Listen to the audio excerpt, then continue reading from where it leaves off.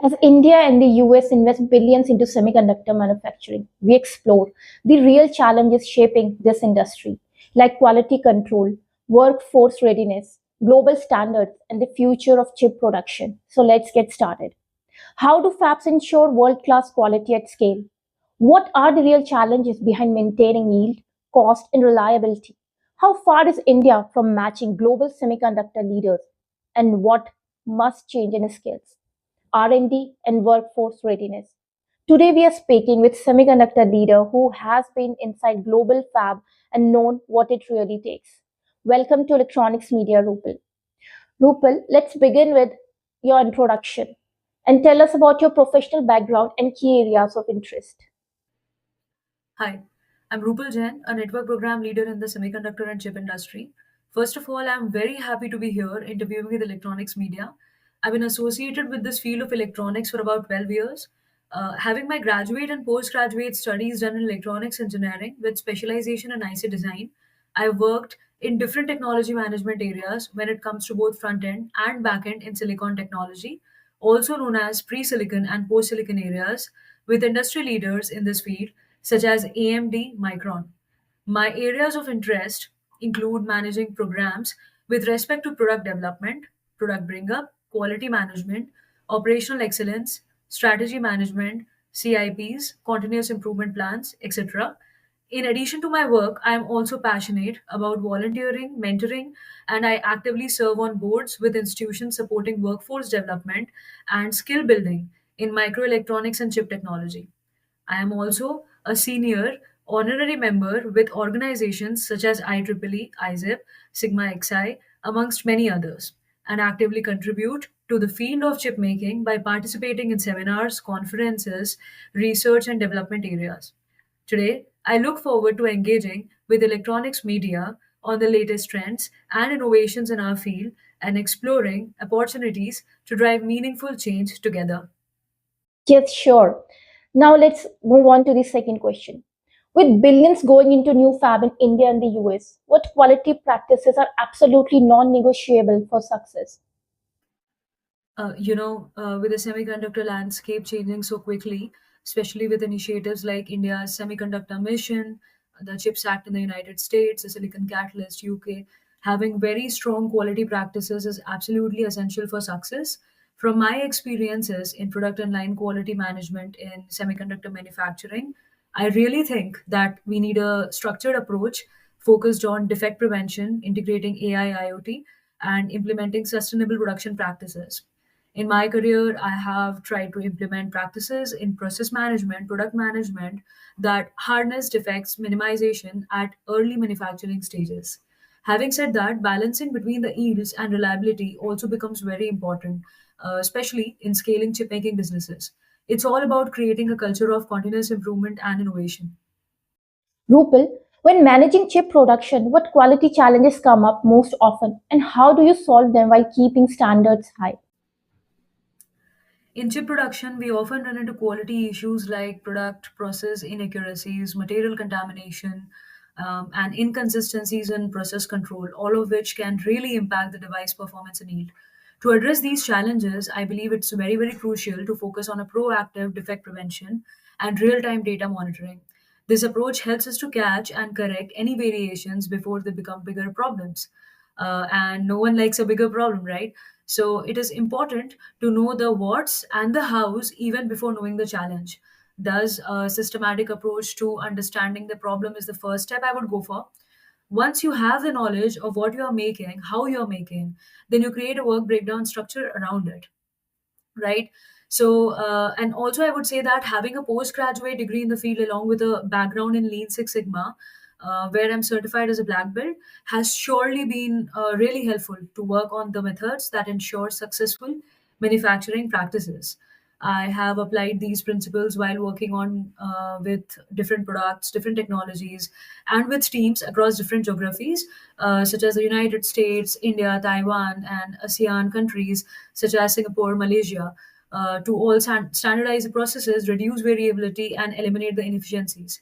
So I would say that these practices are absolutely essential for maintaining a very high quality in such complex manufacturing environment. And these experiences also led me to work on one of my patented AI IoT device for manufacturing defect prevention in chip production.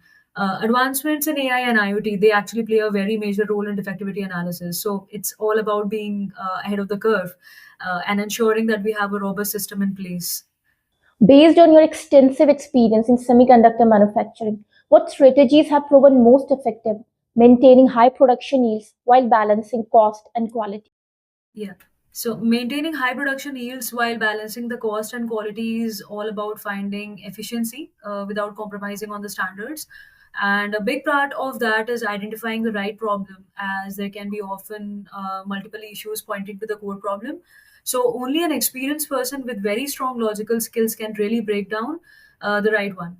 So for this, the most effective strategies I have used start with data-driven decision making, which often allows us to quickly identify and eliminate the bottlenecks. Referring to one of the insights from my book, Mastering Project Management for Leaders, I emphasize that a collaborative approach is very effective in problem solving also. Another strategy that's been really valuable is process standardization across manufacturing stages. Let me recall a few others. So I guess, yeah. So something else I have implemented frequently is cross training teams, which helps team members to understand and act on quality data while also fostering a communication channel between different engineering functions. In my previous roles, I've also conducted training sessions to ensure everyone understands quality protocols and has the skills to troubleshoot effectively, which keeps the product and the line moving smoothly. So, this builds a chain of support that ultimately maintains high yields without sacrificing the quality and escalating the costs. Rupal, based on your global experience, how does India's semiconductor ecosystem compare with other major markets? And where do we need to improve to compete globally? Thank you for the kind words. Having worked in different geographies, I have gained valuable insights into how semiconductor industries operate worldwide. When I compare India's semiconductor industry to global players, I see a significant potential for growth, but also some challenges that we must address to enhance our competitiveness. One of the key areas for improvement is our investment in research and development. While other countries like the United States, Singapore, South Korea, etc., have established robust R&D ecosystems, India must also strengthen its focus on innovation to keep the same pace. This includes fostering partnerships between academia and industry to drive cutting edge research. I must say, India has rapidly emerged as a vibrant hub for startups thanks to its dynamic entrepreneurial ecosystem that fosters innovation and creativity. Accelerator programs also play a very vital role in nurturing these startups, offering them crucial support to scale their operations and enhance their chances of success. These programs foster a collaborative environment where startups can actually share ideas, their challenges, their experiences, leading to a much vibrant community of innovators. So, additionally, addressing the skill gap in the workforce is also very essential. So we need to cultivate a talent pool that is not only technically proficient but also familiar with the latest technologies and the methods. By investing in education and continuous training programs, we can better prepare our engineers at all levels for the challenges ahead. There is often talk about a skill gap in semiconductors. From your perspective, how closely does academic learning match industry needs? And what resource would you suggest for people who want to build practical skills? I'm really glad you asked that question because it's super important. We live in a time where there is so much information out there. The internet can sometimes feel like a treasure trove, but it can also be overwhelming trying to figure out what is really useful. With so many resources available, it's easy to get lost in the noise. That's actually what motivated me to become a traditionally published author after hearing feedback from my peers, my mentees all over the world. I realized there was a need to tackle the skills gap in the semiconductor industry in a more structured way. So I put my thoughts into three best selling books: Semiconductor Essentials, Advancements in AI and IoT for Chip Manufacturing and Defect Prevention, and Mastering Project Management for Leaders.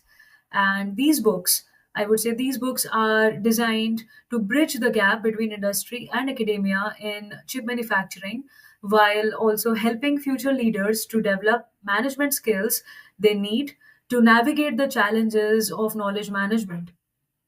And also I wanted to create resources that are both comprehensive and engaging for readers. So I would say these are definitely the resources that I would want to recommend, and there is always there is so much out there on the internet where people can refer to. They can always read newsletters, news articles which are available, and keep themselves updated with the technology. Thanks for that answer. Before we wrap up, is there any message you would like to share with professionals and leaders across semiconductor industry? Absolutely. To everyone in the semiconductor industry, I'd say let's keep pushing the boundaries of innovation and collaboration as we navigate the rapid changes brought on by new technologies and global initiatives like the India's semiconductor mission or the CHIPS Act in the US. It's crucial that we remain adaptable and forward thinking. Investing in talent development and fostering partnerships between academia and industry will be a key to addressing the skills gap and driving sustainable growth. I encourage all of you to embrace continuous learning and also share knowledge across the ecosystem. Thank you once again to Electronics Media for this invitation and this wonderful opportunity to share all these insights. And I wish everyone all the best. Thank you. Thanks, Rupal, for being with Electronics Media.